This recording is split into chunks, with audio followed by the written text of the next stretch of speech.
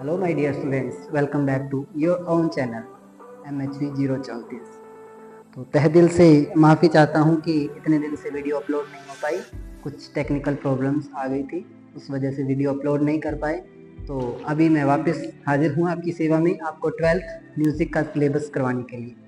तो चलिए second chapter start करते हैं, जिसमें ग्राम, मोशना, आलाप और तान, इन 4 एलिमेंट्स के बारे में हम पढ़ेंगे। सबसे पहले करते हैं ग्राम। ग्राम मतलब स्वरों का एक गाम। तो कुछ स्वरों से मिलकर एक ग्राम की रचना होती है।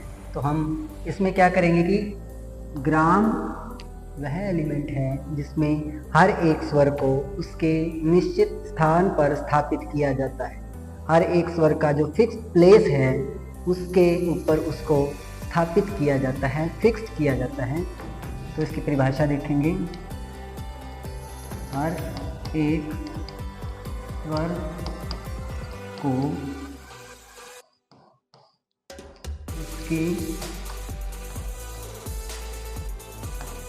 निश्चित श्रुति स्थान पर स्थापित करना ग्राम कहलाता है। श्रुति स्थान क्या होता है दोस्तों? जो हमारी 22 श्रुतियां हैं, उन 22 श्रुतियों के ऊपर 7 स्वरों को फिक्स करना या स्थापित करना। 22 श्रुतियां होती हैं, तो मान लीजिए 22 स्थान हैं हमारे पास। तो उन 22 स्थानों पर 7 स्वरों को स्थापित करना क्या कहलाता है? ग्राम। मुख्य तौर पर क्या कह सकते हैं?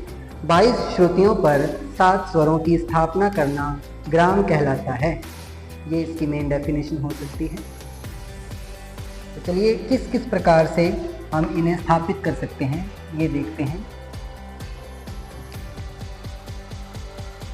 इसके दोस्तों 3 प्रकार माने जाते हैं, और तीनों प्रकारों के नाम हैं षडज ग्राम, मध्यम ग्राम और गंधार ग्राम। पहला देखते हैं षडज ग्राम। षडज ग्राम दोस्तों, नाम से ही आपको पता चल रहा है कि षडज मतलब जो हमारा पहला स्वर होता है सा, उसका पूरा नाम क्या होता है? षडज। तो सा स्वर का ये ग्राम है। इसमें मुख्य स्वर क्या होगा? मुख्य स्वर इज इक्वल टू सा या षडज भी कह सकते हैं।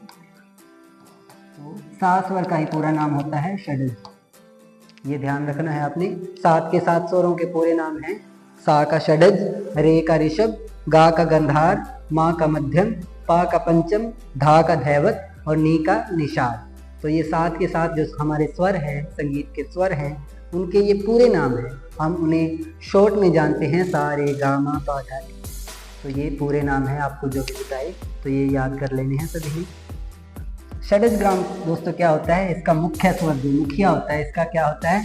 सा। और जो इसका श्रुति अंतराल,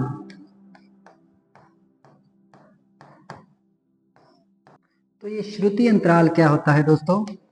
ये जानते हैं हम सबसे पहले। श्रुति अंतराल एक फॉर्मूला है जिसके तहत 7 स्वरों की स्थापना 22 श्रुतियों पर की जाती है। श्रुति अंतराल एक फॉर्मूला है जिसके तहत 22 श्रुतियों के ऊपर 7 स्वरों को स्थापित किया जाता है, फिक्स किया जाता है। उसका अलग अलग नंबर होता है, तो वो डिजिट देख लेते हैं हम। फॉर्मूला क्या रहेगा? 4 3 2 4 4 3 2। अगर इसका टोटल करेंगे तो 22 बनेगा। आप करके देखिए। 4 और 3 7, 7 और 2 9, 9 और 4 13, 13 और 4 17, 3 20 और 2 22। ये 7 के 7 जो डिजिट हैं, इनका टोटल करेंगे तो 22। मतलब हमारे पास ये 22 श्रुतियां हैं। हमने इसका टोटल किया तो 22 आया हमारे पास। और ये डिजिट कितनी है हमारे पास? 7 है। 7 डिजिट हैं, 7 डिजिट हैं। तो सातों को हम देखते हैं, और हमारे पास स्वर कितने होते हैं? 7। तो हर एक डिजिट एक स्वर है, ये लिखेंगे हम। 7 स्वरों की ये 7 डिजिट है हमारे पास, फॉर्मूला आ गया इनको 22 श्रुतियों के ऊपर फिक्स करने का। तो सा की 4 श्रुतियां, रे की 3, गा की 2, माँ की 4, पा की 4 और धा की 3 और नी की 2। किसके अकॉर्डिंग है ये? षडज ग्राम के अकॉर्डिंग देखें तो ये श्रुति अंतराल है, ये फॉर्मूला बनता है। अब इसको फिक्स करते हैं 22 श्रुतियों पर।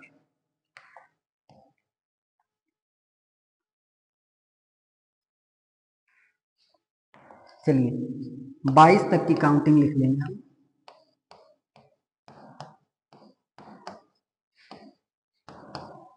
11, 12, 13, 14, 15, 16, 17, 18, 19, 20, 21 और 22। ये हमारे पास 22 श्रुतियां आ चुकी हैं दोस्तों, जिसके ऊपर हमें क्या करना है? 7 स्वरों को फिक्स करना है। 7 स्वर हमारे कौन से हैं? सा, रे, गा, मा, पा, धा और नी। ये हमारे पास 7 स्वर हैं और सातों के सातों स्वर के डिजिट हमारे पास हैं। तो सबसे पहले सा का डिजिट देखें तो ये है सा, 4 डिजिट है इसका, मतलब सा के पास 4 श्रुतियां हैं। सा की श्रुतियां 4 हैं, तो 1 2 3 4 ये सा की श्रुतियां हो गई। तो चौथी श्रुति पर क्या आ जाएगा? सा लिख देंगे हम।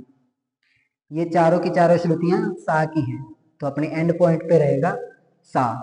अब रे की 3 श्रुतियां हैं, रे की 3 श्रुतियां हैं, तो 4 के आगे गिनेंगे, 4 से नेक्स्ट डिजिट से स्टार्ट करेंगे हम, 5 6 और 7। ये क्या होगी? रे की श्रुतियां होगी। रे कहाँ आएगा? 7वें नंबर पे। सा आया 4 पे और रे 7 पे।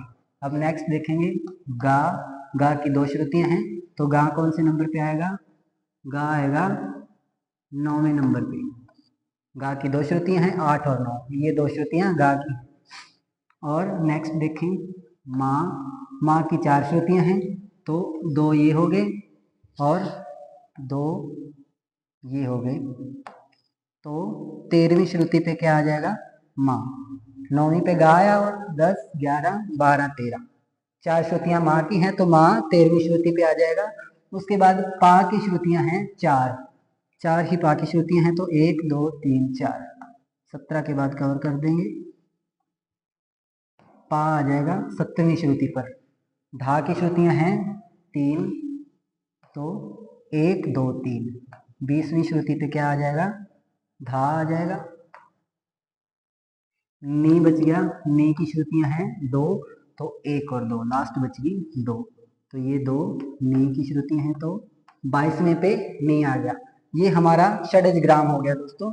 ये श्रुति अंतराल है षडज ग्राम का, 432 44 32। ये फॉर्मूला याद रखना है। इस फॉर्मूले को हिंदी में कहते हैं श्रुति अंतराल। श्रुतियों के बीच का जो अंतर है, अंतराल है। तो ये हमारा 22 श्रुतियों पर 7 स्वरों की स्थापना होगी। हर एक श्रुति को, हर एक स्वर को उसकी प्रॉपर श्रुति पे फिक्स कर दिया है। क्या है? सा की श्रुतियां 4, रे की 3, गा की 2 और माँ की 4, फिर पा की 4 और धा की 3 श्रुतियां, नी की एंड में 2 श्रुतियां बची। तो ये 22 श्रुतियों पर 7 स्वरों की स्थापना। और षडज ग्राम के अकॉर्डिंग, षडज ग्राम के अनुसार 22 श्रुतियों पर 7 स्वरों की स्थापना। और इसका मुख्य स्वर क्या है? षडज ही है, जिसको हम शॉर्ट में सा बोलते हैं। तो उसका पूरा नाम क्या है? षडज। ग्राम के सेकंड प्रकार पर आते हैं। तो सेकंड प्रकार है ग्राम का मध्यम ग्राम। मध्यम का मतलब मा। सा रे गा मा, जो मा स्वर है उसको पूरा नाम बोलते हैं उसका, तो मध्यम ग्राम बोलते हैं उसको। इसका मुख्य स्वर क्या होगा? ये मध्यम है, तो इसका मुख्य स्वर मा हुआ। मुख्य स्वर जो मुखिया है इस ग्राम का, इस गांव का सरपंच है, वो क्या होगा? मा। मध्यम भी बोल सकते हो। इसका श्रुति अंतराल देखें तो हल्का सा डिफरेंस है इन दोनों में, षडज ग्राम और मध्यम ग्राम में। इसके श्रुति अंतराल में क्या है, 4 3 2 4, यहाँ तक सेम है। आगे क्या है, 3 4 2, 4 3 2 4 3 4 2, ये इसका श्रुति अंतराल रहेगा। फॉर्मूला थोड़ा सा चेंज है, लेकिन आपको बता दें कि सिर्फ एक ही स्वर चेंज होगा। यहाँ ये इधर आया है, ये इधर आया है, तो ये स्वर चेंज होगा सिर्फ, क्या, पा। पा स्वर चेंज होगा इसमें, आगे चल के देखते हैं। तो 432 43 42, ये फॉर्मूला याद रखना है आपने मध्यम ग्राम का, 432 43 42, ये इसका श्रुति अंतराल है। इनको श्रुतियों पे फिक्स करने का एक फॉर्मूला, किनको, स्वरों को। इसमें भी लिख लेते हैं पहले, सा रे गा मा पा धा नी। तो ये सातों स्वर की श्रुतियां हो गई, उनका फॉर्मूला हो गया।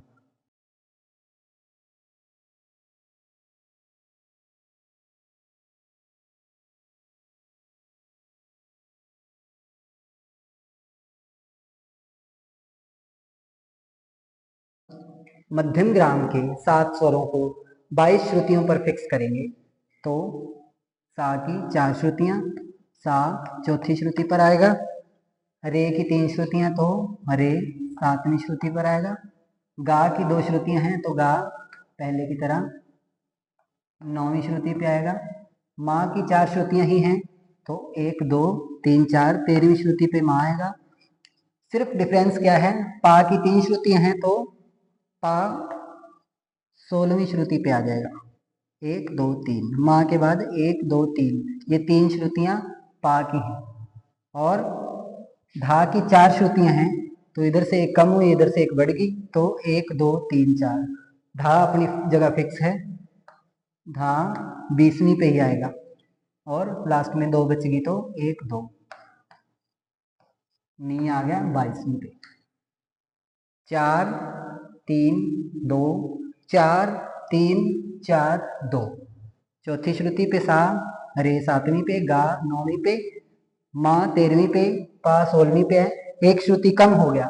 षडज ग्राम से एक श्रुति पा को कम कर देते हैं, तो वो बन जाता है मध्यम ग्राम। षडज ग्राम से पा की एक श्रुति कम हो जाए, तो वो बन जाता है मध्यम ग्राम। ये बात आपने ध्यान रखनी है, ये एमसीक्यूज में भी पूछा जा सकता है आपसे। तो ये है 22 श्रुतियों पर 7 स्वरों की स्थापना अकॉर्डिंग टू मध्यम ग्राम। मध्यम ग्राम के अनुसार 22 श्रुतियों पर 7 स्वरों की स्थापना। गंधार, गा, गंधार मतलब गा, गा का पूरा नाम होता है गंधार। तो इसमें क्या है दोस्तों, ये अगर वर्तमान काल की बात करें, आधुनिक काल की बात करें, तो ये जो ग्राम है वो पृथ्वी लोक से विलुप्त हो चुका है। इसका अस्तित्व पृथ्वी लोक पर नहीं मिलता, या तो हमें देवलोक में मिल सकता है, गंधर्व लोक। लेकिन इसमें एक बात ध्यान रखने वाली है कि अति प्राचीन काल में इस ग्राम को निषाद ग्राम के नाम से भी जानते थे, इसलिए इसका मुख्य स्वर अभी भी नी है। गा इसका मुख्य स्वर नहीं है अभी भी। अगर इसका मुख्य स्वर पूछा जाए कहीं, तो नी है, क्योंकि इसको प्राचीन काल में, वैदिक काल में भी कह सकते हैं, वैदिक काल में निषाद ग्राम के नाम से इसको जाना जाता था। लेकिन वर्तमान काल में यह पृथ्वी लोक पर प्रचलन में नहीं है, या इसके कुछ अवशेष नहीं मिलते। तो यही लाइनें इसमें आपने लिखनी है। तो सेकंड टॉपिक है हमारा मूर्छना। ये मेनली ग्राम बेस्ड होता है, ग्राम पर ही आधारित होता है। सबसे पहली लाइन आपने यही लिखनी है, यह ग्राम पर आधारित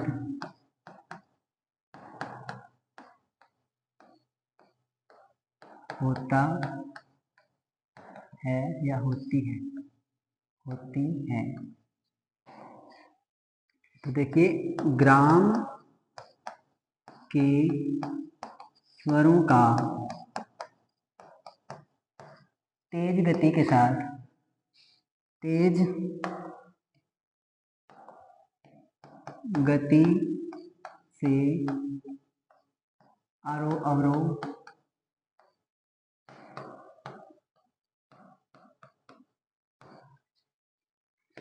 करना क्या कहलाता है? मूर्छना। मूर्छना कहलाता है। कैसे करते हैं आरोह वो भी देख लेते हैं। मेनली आपने ये देखना है कि ये ग्राम के साथ लिंक्ड है, ग्राम से अलग नहीं है ये। बस फर्स्ट नंबर पे देखते हैं, षडज ग्राम की मूर्छनाएं, क्योंकि 7 स्वर होते हैं तो सातों स्वरों की अलग अलग मूर्छना बनेगी, सातों स्वरों की अलग अलग मूर्छना बनेगी। एक ग्राम में 7 स्वर होते हैं तो सातों की अलग अलग मूर्छना बनी, तो हमारे पास मूर्छनाओं की संख्या है 7। एक ग्राम में से आपको 7 मूर्छनाएं देखने को मिलेंगी। ऐसे ही अगला जो ग्राम है मध्यम ग्राम, उसमें भी आपको 7 मूर्छनाएं देखने को मिलेंगी। तो 7 और 7 हमारे पास 14, टोटल 14 मूर्छनाएं हो जाती हैं। अगर पेपर में आपसे पूछे कि टोटल नंबर ऑफ मूर्छनाओं की कुल संख्या कितनी होती है, तो आपने 14 ही बताना, क्योंकि तीसरा जो ग्राम है वर्तमान काल में, आधुनिक काल में पृथ्वी लोक पर प्रचलन में नहीं है, तो हमारे पास 2 ही ग्राम बचे, षडज ग्राम और मध्यम ग्राम। इन दोनों ग्रामों की अगर 7-7 मूर्छनाएं ले तो मूर्छनाओं की संख्या हमारे पास 14 मिलती है। 14 मूर्छनाएं आपकी हैं। तो इसकी 7 मूर्छनाएं कहती है। सा की मूर्छना देख लेते हैं। पहले लिखेंगे आरोह, सा रे गा मा पा धा नी, और अवरोह नी धा पा मा गा रे सा। ऐसे करके आपने क्या करना है, अगर सा की मूर्छना है तो वो सा से स्टार्ट होगी और सा पर ही एंड हो जाएगी। ये मेन ध्यान रखना है आपने। जिस स्वर की मूर्छना है वो उस स्वर से स्टार्ट होगी और उसी स्वर पर एंड हो जाएगी। अगर आपको आरोह अवरोह ऐसे नहीं लिखना, दोनों लाइन नहीं लिखनी, तो एक फॉर्मूला और है उसका, मैं आपको बता दूं। मान लीजिए सा की मूर्छना करते हैं तो सा से स्टार्ट करेंगे, सा रे गा मा पा धा नी, और अगले सप्तक के 7 स्वर पर एंड कर देंगे। तो ये तरीका भी आप आजमा सकते हैं। इसमें अब देखते हैं रे की मूर्छना। रे की मूर्छना आप उस तरीके से भी लिख सकते हो, आरोह अवरोह दोनों। आरोह में रे से स्टार्ट करोगे और अवरोह में उल्टा चलना है और रे पे एंड कर दो। तो इस अकॉर्डिंग देखते हैं रे की मूर्छना। रे गा मा पा धा नी सा, तार सप्तक का, और रे भी तार सप्तक का। आगे जाते जाएंगे स्वर, नेक्स्ट सप्तक आता जाएगा। रे से स्टार्ट हुआ, एक रे से मध्य सप्तक से स्टार्ट हुआ और तार सप्तक के रे तक पहुंच गया। ये हमारी रे की मूर्छना। ऐसे ही गा की मूर्छना बनेगी, गा मा पा धा नी सा रे और गा। गा से स्टार्ट की और गा पे एंड हो गई। ये है दोस्तों षडज ग्राम की मूर्छनाएं, जो कि हमें सा से स्टार्ट करनी है। और अगर मध्यम ग्राम की मूर्छनाएं देखेंगे तो यहाँ आप मध्यम लिख दोगे और स्टार्टिंग आप मा स्वर से करोगे, वो मध्यम ग्राम की मूर्छनाएं हो जाएंगी। तो 7 मूर्छनाएं वहां से मिलेंगी हमें, माँ की, पा की, धा की, नी सा रे गा, गा तक मूर्छनाएं बनानी है आपको मध्यम ग्राम में। और सा ग्राम, सा जो षडज ग्राम है हमारा, सा का ग्राम है, वो तो सिंपल है दोस्तों। सा की मूर्छना ये होगी, रे की मूर्छना ये, गा की मूर्छना ये। ऐसे ही माँ की मूर्छना बनाओगे, पा धा। मूर्छना को क्या करना है, जिस स्वर की मूर्छना है उसी स्वर से स्टार्ट होगी और उसी स्वर पर एंड हो जाएगी, ये ध्यान रखना है। तो इन्हीं स्वरों को तेज गति में गाना क्या कहलाता है, मूर्छना। ग्राम के इन्हीं स्वरों को तेज गति में गाना मूर्छना कहलाता है। ये आपका टॉपिक है मूर्छना। थर्ड है आलाप। आलाप क्या होता है दोस्तों, आप जब भी सॉन्ग सुनते हो तो स्टार्टिंग करते टाइम उसमें उस राग का या उस सॉन्ग का एक स्वरूप बनाया जाता है, स्ट्रक्चर बनाया जाता है, ताकि उससे वो फील आ सके कि हम ऐसा कुछ गाने वाले हैं। तो वो स्ट्रक्चर बनाया जाता है उस राग का या उस सॉन्ग का सबसे पहले, तो उसी को आलाप कहते हैं। जो हम सॉन्ग गाने से पहले कुछ गुनगुनाते हैं या स्वरों को एक आकार दे के, एक शेप दे के कुछ एक स्ट्रक्चर बनाते हैं, तो उसी को आलाप कहते हैं। परिभाषा देख लेंगे इसकी।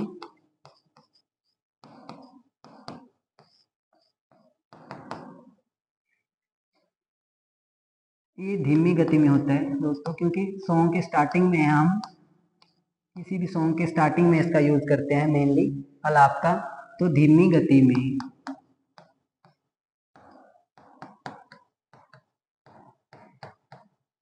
स्वरों का विस्तार करना आलाप कहलाता है। तो इसकी डेफिनेशन बनेगी, धीमी गति में स्वरों का विस्तार करना आलाप कहलाता है। और नेक्स्ट टॉपिक है आपका तान। तान क्या होता है? आलाप दोस्तों मेनली सॉन्ग के शुरुआत में, सॉन्ग की स्टार्टिंग में होता है, और तान जो होता है मेनली सॉन्ग के एंड पार्ट में होता है। तो एंड में अब जाते हैं तो सॉन्ग की स्पीड बढ़ चुकी होती है, बिल्कुल एंड में जाते हैं तो हम किसी भी सॉन्ग को देखें अगर, तो एंड में स्पीड हमेशा बढ़ी हुई मिलेगी। आप लाइव परफॉर्मेंस सुनते हो तो कोई भी अगर सॉन्ग गा रहा है कोई, तो एंड में उसकी स्पीड बढ़ाएगा हमेशा एंड में। तो इसकी परिभाषा देख लेते हैं।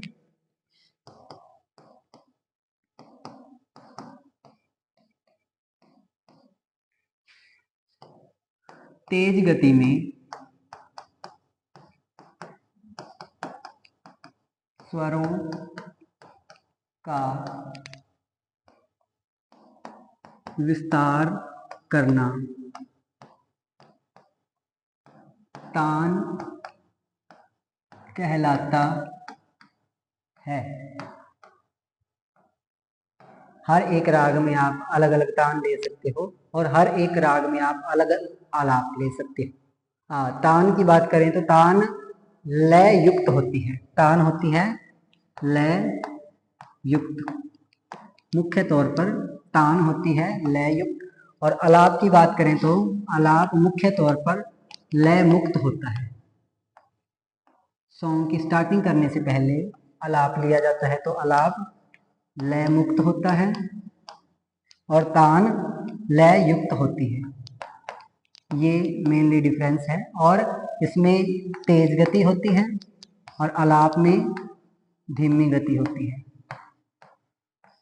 हर एक राग में आप आलाप ले सकते हो अलग अलग, और हर एक राग में आप अलग अलग तान ले सकते हो। तान में जब आपको पता है कि लय होती है तो इसमें अलग अलग ताल भी हो सकती है। इसमें ताल और राग दोनों का काम होता है।